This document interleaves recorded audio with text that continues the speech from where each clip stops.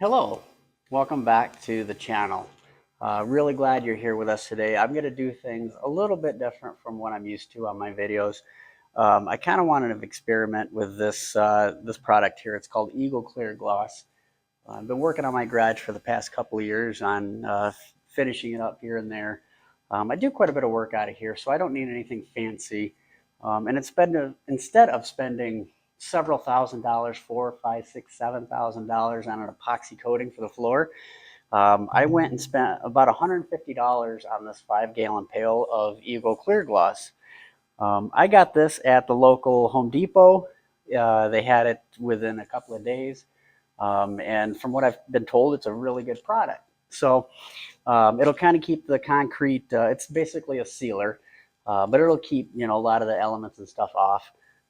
I've seen a lot of videos on YouTube of this stuff, but they don't really show you how to prep the cement very well, and they don't really show you how they applied it. So I'm going to put a little video together, and this might not be 100% correct, but like I said, I just want to make the concrete look a little bit better.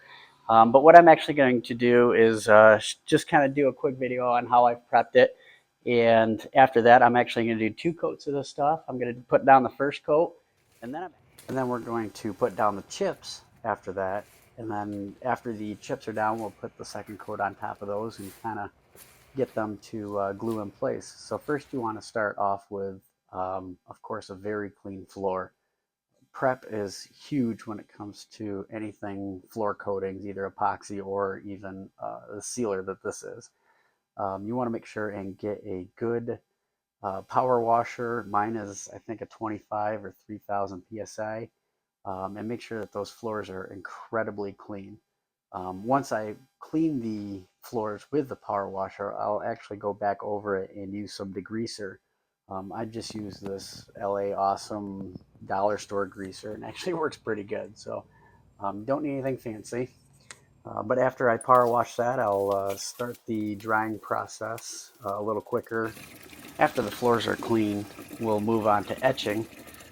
So what I did is I just grabbed this regular garden variety watering can, and when I did the side of the garage floor, I used that epoxy shield rock solid stuff, and this is the acid etch that came with it, but you can use muric acid, or they have different etching compounds that you can use. You get at the hardware store, but I just threw this in the watering can, and then you want to make sure and mix it real good. You want to put the water in first and then the acid on top of that, and then you can mix it.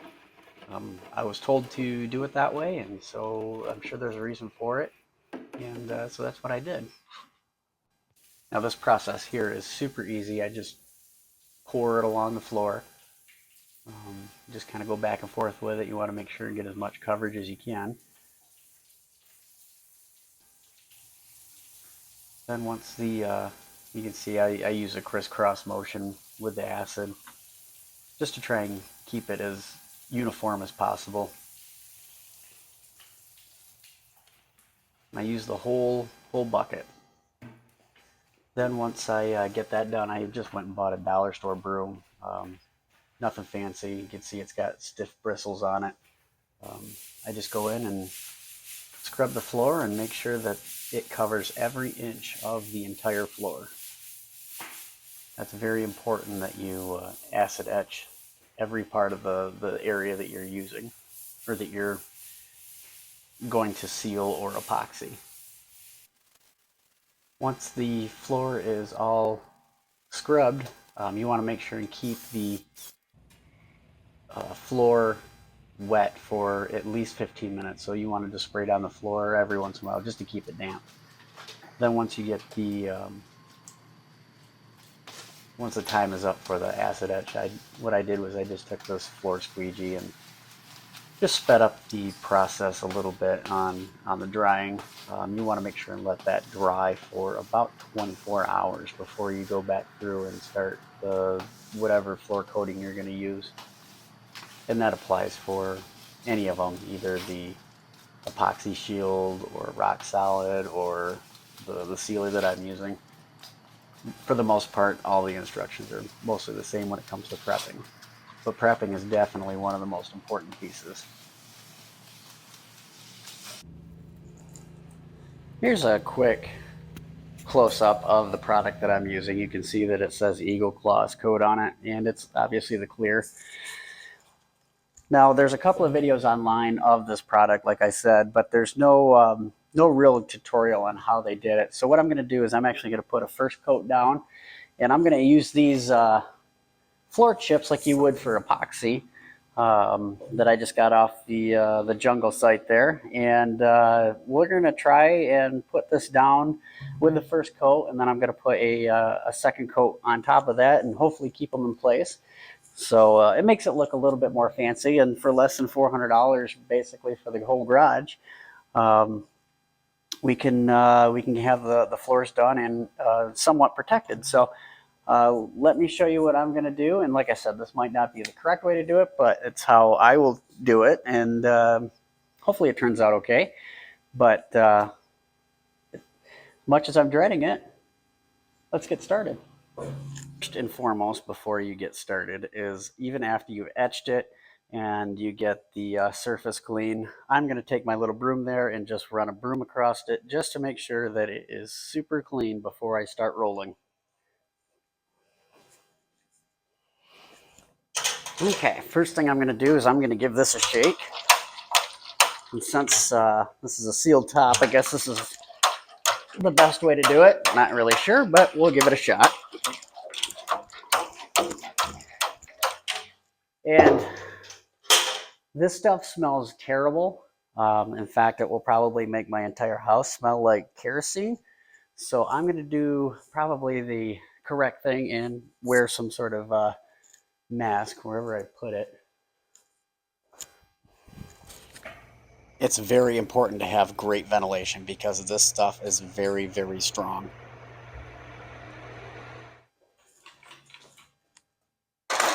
All right, I've got my mask, and as you can see, I'm not wearing my Sunday's best because I'm not really sure what this stuff does to clothes. So I would not wear anything very nice, but I've got my fancy Milwaukee mask here, and let's get started. Just unscrew the cap here. Jeez, that thing was on there. Okay, put that over here so I don't lose it. I also have a small paintbrush here that I'm going to use for the corners. So I just got me a metal paint can, and we're just going to pour this on in here.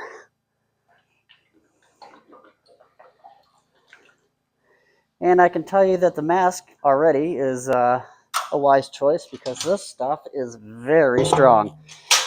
Wow. Very strong. All right, I'm going to start off by painting the corner. I'm going to start in this corner here. And I'm just going to dab it with my brush. Work my way out. Just like that. It doesn't have to be perfect because it is a floor. But yeah. We'll get started on this and work our way around.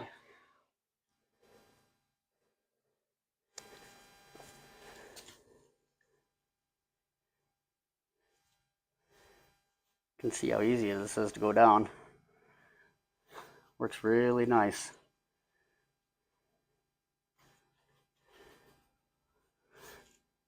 So this stuff actually dries pretty quick, but you can see I've got one square done, and I'm just going to do a square at a time, and we'll start there. That way I can put the chips in before it starts settling and flashing. So we'll get the first roll down.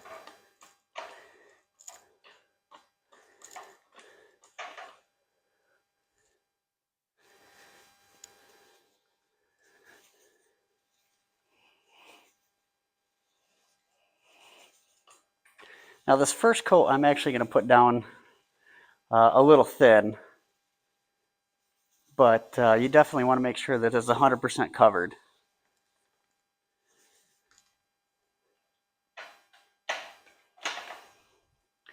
And there's plenty of the product, so don't be afraid to use it though. You don't want it too thin.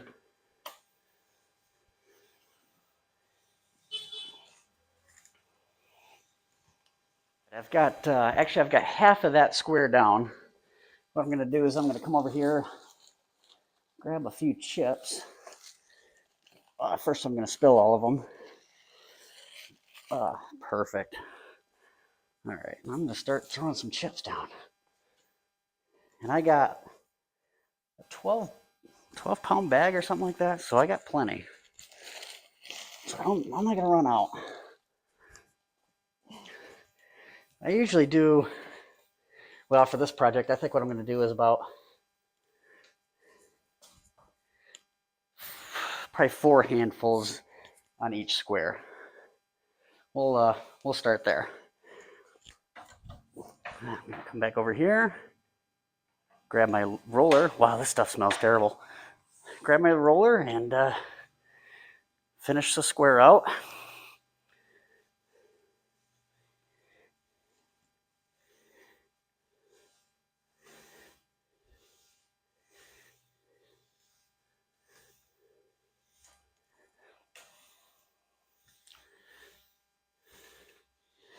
Usually go over it twice just to kind of make sure that it's a good level finish. And you can kind of see where the staining is, areas you might have missed.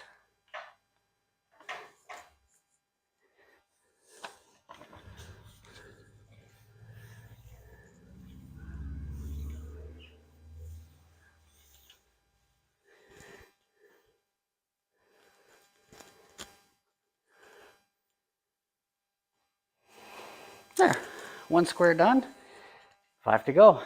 I'm gonna get this going and I'll take you along with me. Okay, once again, like I said, I'm gonna start with the wall side, and I use quite a bit of this stuff. Just kind of dab it on as I go. You can see how it's kind of turning out, and you can see the obvious color difference. And it looks really good once you get a couple of coats down.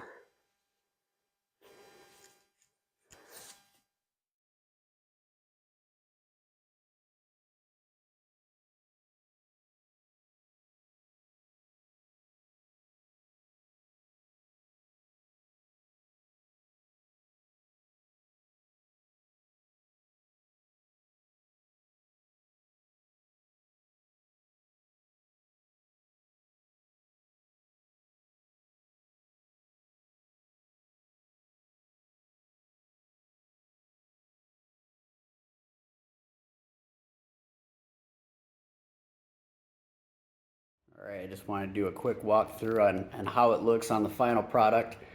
You can see there's a couple of spots where my tires were sitting before, but that's also kind of gives it a little character. So this is the overall finish I was looking for. You can see it's got great gloss. Very, very happy with it. Looks fantastic. I'm very happy with the way this turns out. Whole garage is starting to really come together now. All right, after a few hours, finally the floor is done and I'm blown away. This actually works really, really good. I'm very, very happy with the results. As it turns out, you can put on the chips. I found it to be easiest when you put the first layer down, you throw the chips on top like I showed you before, and then you wait about 4 hours, and then you can put another coat on. I did 2 coats on this floor here, and I think that turned out really, really well. It's very, very easy to apply. I just use a roller. You throw it down. Very, very happy with the result. I definitely, for a couple $100, I really recommend this product. It turned out good. It looks professional. It's going to offer some sort of protection on the floor. so it will do what it's supposed to do. The feel, the texture on it is really good. It's a great product. So we'll see how it lasts and holds up, especially during the winter when I drive, my truck and stuff in here that's covered in salt, and we'll see how well that holds up. But overall, I'm very happy with it. So I'm hoping that you found this video at least a little bit helpful. Answered a couple of your questions. So um, hopefully you guys get something out of it. But I've got some more videos coming up. So if it's something you're interested in, just stay tuned and we'll keep going. So I appreciate you watching, and have a good one. Thank you.